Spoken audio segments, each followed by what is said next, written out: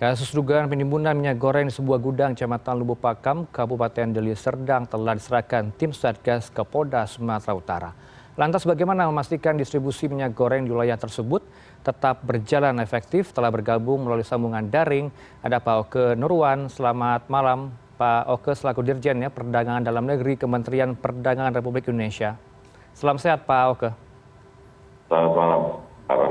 Ya Pak Oke, kita tahu bahwa sebanyak 1,1 juta kilogram minyak goreng ditimbun di Sumut Pak Oke. Bagaimana menjamin distribusi minyak goreng ini bisa berjalan di tengah kelangkaan minyak goreng saat ini Pak? Saat ini untuk menjamin kelancaran distribusi, Kementerian Perdagangan telah menurunkan ke seluruh daerah petugas-petugas untuk menjamin distribusinya lancar. Karena yang pertama dari pemerintah pusat sudah memastikan sampai hari kelima ini ada pasokan ke daerah sebanyak 95 juta liter. Kita double kapasitinya dari keperluan sehari-hari biasanya 10 sampai 11 juta liter. Nah dalam 5 hari atau sampai 14 hari ke depan kita akan double kapasitinya menjadi 20 juta liter harinya. Dan untuk memastikan terdistribusinya itu kami Kementerian Perdagangan mendistribusikan staf bekerjasama dengan Pemda setempat untuk memastikan kedatangan dan terdistribusinya minyak goreng yang sudah diatur di beberapa tempat. Memang pada saat ini dari para pelaku itu yang menyiapkan kiriman sebanyak 55 juta liter dalam 5 hari ini sampai hari ini itu baru menjangkau 27 provinsi sehingga ada beberapa provinsi lainnya yang harus kami pastikan pasokannya. Dan saat ini saya berada di Surabaya akan bertemu dengan para distributor yang biasa memasok ke timur, apa kendalanya dan apa ininya yang saya akan pastikan untuk segera terdistribusi ke wilayah timur. Oke Pak Oke, kita fokus terlebih dahulu terhadap kasus yang ada di Sumatera Utara. Kalau dikatakan 6-10% ini ditimbun dari kebutuhan yang ada di Sumut, bagaimana bentuk dari pengawasan Kemendak sendiri? Apakah ini ada kolerasinya antara penimbunan dengan kelangkaan minyak goreng yang terjadi, Pak Oke? Kalau kasus itu saya melihatnya begini. Yang pertama, pemerintah kan tadi sudah disampaikan tidak didistribusikan sejak 14 Januari karena harganya sudah harga pengadaannya sudah tinggi dan harganya harus dijual dengan 14.000 sehingga mereka tidak didistribusikan. Pemerintah sendiri melalui Permendag 03 dengan kepastian satu harga itu sudah menyediakan anggaran sebanyak 7,6 triliun untuk memastikan membayar selisih harga yang terjadi. Silahkan daftarkan dan itu kita batasi sampai 31 Januari karena mulai 1 Februari penggunaannya ini adalah untuk minyak goreng 1 Januari itu mekanismenya sudah berbeda melalui DPO dan DMO. Sehingga pada bulan Januari tersebut kepada produsen atau distributor yang mau mengembalikan dan mau menjual dengan harga 14.000 selisih harga akan dibayar pemerintah melalui BPDP. Dan itu dibatasi harus terdistribusi sampai 31 Januari. Jadi kalau setelah 31 Januari belum terdistribusi, sementara mereka sementara pemerintah mengatur harga HET dengan 14.000, maka mereka tidak berhak lagi untuk mengklaim selisih harga kepada pemerintah. Jadi ya kategorinya saya bingung juga kenapa harus nimbun, karena biasanya motivasi orang nimbun itu harganya akan tinggi dan ini pemerintah menetapkan HET dan HET ini tidak akan berubah. Sehingga apa motivasinya menimbun ya? Sekarang kalau ada temuan, saya sebagai Dirjen Perdagangan Dalam Negeri yang saat ini sedang kesulitan untuk menangkal kelangkaan minyak goreng, sangat berharap itu segera didistribusikan oleh para penegak hukum. Kalau jalur distribusi yang Anda katakan tadi, tapi kenapa masih terjadi penimbunan, Pak, seperti yang ada di Sumut? Ya, jangan. Saya tidak tahu kenapa harus menimbun. Karena kalaupun menimbun, tidak akan dapat harga tinggi, orang udah diatur harga eceran tertinggi. Jadi apa motifnya, itu yang saya perlu tahu. Saya kira pihak kepolisian akan mencari motif dari penimbunan itu. Kalau dari segi pengawasan seperti apa, Pak Oke? Pengawasan apanya nih? Pengawasan terhadap adanya penimbunan ini? Kedatangi. Penimbunan, ya, Pak? Jadi sampai saat ini di Jawa Timur pun masih terjadi kesalahpahaman dalam rangka distribusi ini. Sehingga banyak sekali perusahaan minyak goreng tidak memenuhi DPO-nya, sehingga artinya domestic price-nya yang harus disampaikan pada rantai distribusinya dengan ujungnya adalah 14.000, sehingga tadi ada yang di pasar yang kemarin saya kunjungi, Tambak Rejo di Surabaya, itu minyak goreng curah masih dijual 18.000, sementara ada minyak goreng kemasan sederhana sudah dijual 14.000. Jadi apa maksudnya ini? Sehingga tadi perusahaan minyak goreng saya pastikan untuk tertib memasok dengan domestic price obligation ke rantai distribusinya, dan rantai distribusinya juga harus memastikan di pengecer harganya 14.000. Itu yang sedang kita telusuri satu-satu, apa hambatannya dari rantai distribusi ini. Ya, kalau kita kutip dari pernyataan pimpinan perusahaan yang ada Sumut tersebut yang melakukan penimbunan, yang mengaku bahwa tidak mengedarkan minyak karena takut merugi, kemudian karena harga beli minyak mentah kelapa sawit lebih mahal, Pak Oke, dari harga jual minyak goreng itu sendiri. Bagaimana respon Anda soal hal ini? Tadi kan disampaikan, saya 14 Januari menghentikan pasokan, menghentikan distribusi. Padahal 14 Januari kami mengeluarkan Permendag 03 untuk Permendag 03 itu satu harga, 14.000 untuk semua kemasan. Ya betul. Dan untuk mereka yang merasa sudah membeli atau pengadaannya lebih tinggi, dibatasi sampai 31 Januari untuk meminta selisih harga kepada pemerintah melalui dana BPDPKS. Jadi kalau setelah 31 Januari harusnya udah habis dong sampai 31 Januari. Tadi kan disampaikan 14 Januari, jadi punya 14 sampai 31 Januari segera meminta pembayaran selisih harga kepada pemerintah. Kemudian mengenai persoalan penimbunan yang ada di Sumut, Pak Oke, apakah ini semakin menguatkan dugaan kartel dalam persoalan minyak goreng yang ada di masa saat ini? Kartel harus ditanya ke KPPU, karena kartel itu adalah kesepakatan bersama untuk meningkatkan harga, gitu kan, atau untuk menaikkan harga secara bersama-sama dan tidak dengan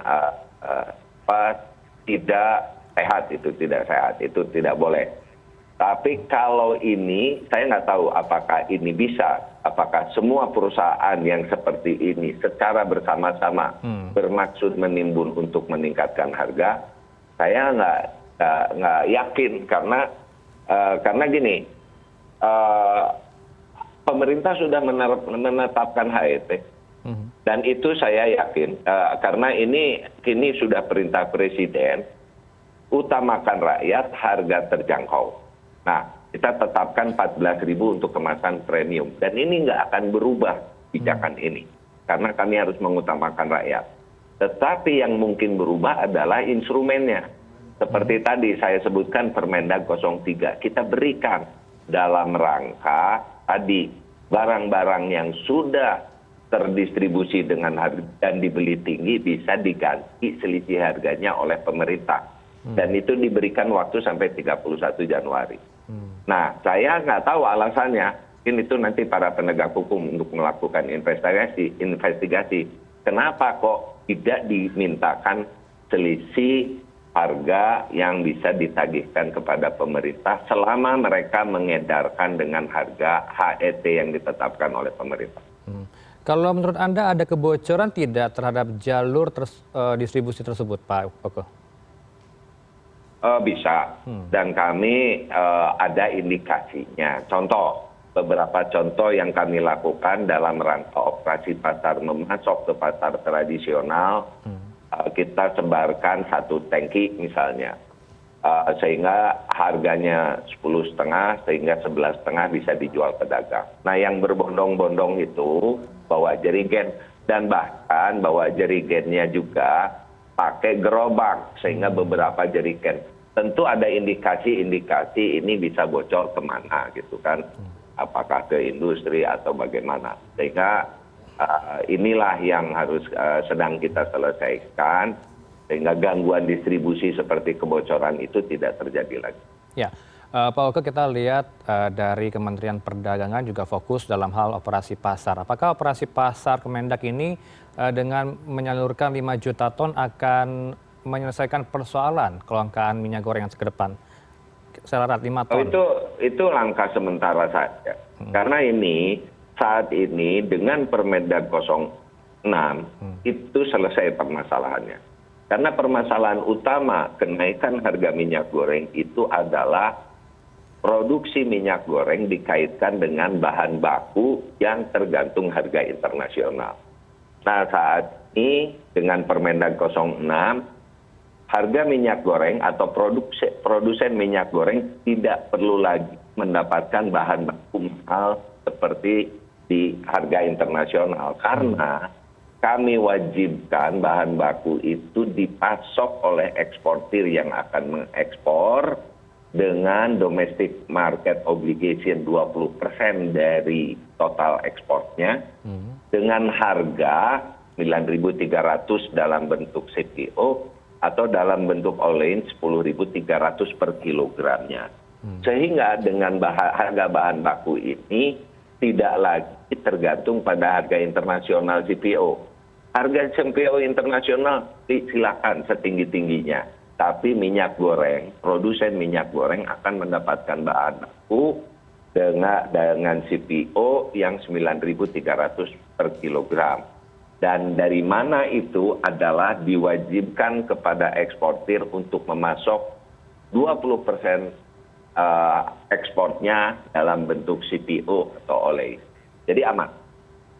Bagaimana memastikan 20% dari DMO tadi, Pak Oke? Loh, mereka kan mengajukan persetujuan ekspor. Kalau ekspornya 1.000 ton, ya 200 ton harus masuk dulu ke perusahaan minyak goreng. Selesai. Jadi nggak akan kita keluarkan persetujuan ekspornya selama belum memasok ke perusahaan minyak goreng bahan baku dengan harga yang ditetapkan dan didistribusikan oleh perusahaan minyak gorengnya sampai ke pasar. Kalau belum terdistribusi, angka ekspornya, persetujuan ekspornya masih kita tahan. Oke. Upaya lain dari Kemendak juga melakukan upaya link and match pasokan minyak goreng minyak sawit, Pak, dari domestic market obligation atau DMO dari eksportir minyak sawit ke perusahaan produsen minyak goreng. Apakah langkah ini efektif, Pak? Ya, harus dilakukan. Karena gini, eksportir belum tentu punya CPO. Dia biasa membeli CPO. Dia hanya eksportir, katakanlah produk dari sawitnya sabun. Harus akan mengekspor atau sampo. Sampo akan diekspor sebanyak 1.000 ton, berarti dia harus mencari 200 ton untuk dipasok ke dalam negeri. Nah, biasanya produsen sampo ini tentunya akan membeli CPO sebagai salah satu bahan bakunya. Jadi tetap membeli CPO dengan harga pasar sesuai harga internasional, bukan? Nanti 20%-nya harus dijual ke perusahaan minyak goreng dengan harga itu. Sehingga kami harus lakukan link and match-nya. Dari mana produsen ini dapat CPO, udah biasa beli CPO. Tapi dia nggak pernah bikin produksi minyak goreng. Sehingga harus memasok ke perusahaan minyak goreng. Perusahaan minyak gorengnya yang mana ada terdaftar di kami. Kami lakukan link and match antara mereka dengan perusahaan minyak goreng. Gitu. Sebagai penutup, Pak Oke, bagaimana menjamin agar tidak terjadi kelangkaan minyak goreng di masa depan? dalam rangka ini yang pertama seperti saya bilang mulai 5 hari yang lalu kita double kapasiti pasokannya. Kebutuhan konsumsi minyak goreng untuk rumah tangga, industri kecil dan industri mikro adalah 327 juta liter. Artinya kurang lebih 11 juta liter per hari. Nah, sejak 5 hari yang lalu kita double kapasitinya 20 juta liter per hari. Dan sampai saat ini sudah terpasok sebanyak 95 juta liter ke berbagai daerah 27 provinsi. Dan untuk memastikan ini terdistribusi dengan baik, kami pun melakukan operasi dalam rangka memastikan kelancaran distribusinya. Kami bekerja sama dengan Pemda, bekerja sama dengan instansi lainnya seperti Satgas Pangan dan Pemda di daerah itu turun ke lapangan untuk memastikan ketersediaan pasokannya. Sementara itu juga kami sedang menyiapkan penugasan BUMN untuk memastikan pasokan ke pasar tradisional. Akan kita pastikan apakah dalam 2 hari sekali akan dipasok dengan mobil minyak goreng curah dengan harga 10.500 sehingga dijual dengan 11.500 oleh pedagang. Dan itu kita akan tugaskan secara rutin dalam 30 hari ini sampai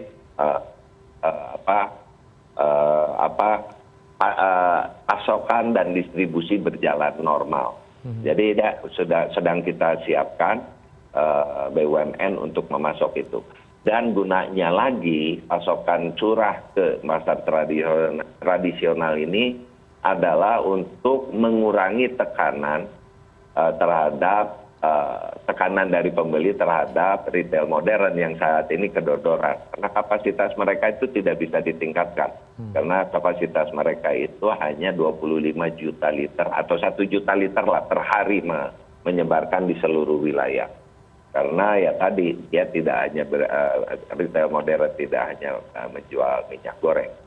Jadi kalau kapasitas retail modern 25 juta liter, maka 300 juta liter dalam sebulan harus disalurkan ke pasar tradisional. Karena distribusi kurang lancar inilah retail modern mendapat tekanan dari pembelian yang berbondong-bondong ke sana. Begitu. Artinya bulan atau akhir Februari ini situasi dipastikan normal ya Pak ya? Seperti yang dikatakan Muhammad Lutfi, Bapak Batu yang dalam 14 hari ini kita double kapasitinya. Double capacity. Oke, kita tunggu. Sampai banjir. Oke, Pak Oke Nurwan, Dirjen Perdagangan Dalam Negeri Kementerian Perdagangan RI. Terima kasih atas waktunya bersama CNN Indonesia Newscast. Salam sehat Pak Oke. Terima kasih. Terima kasih.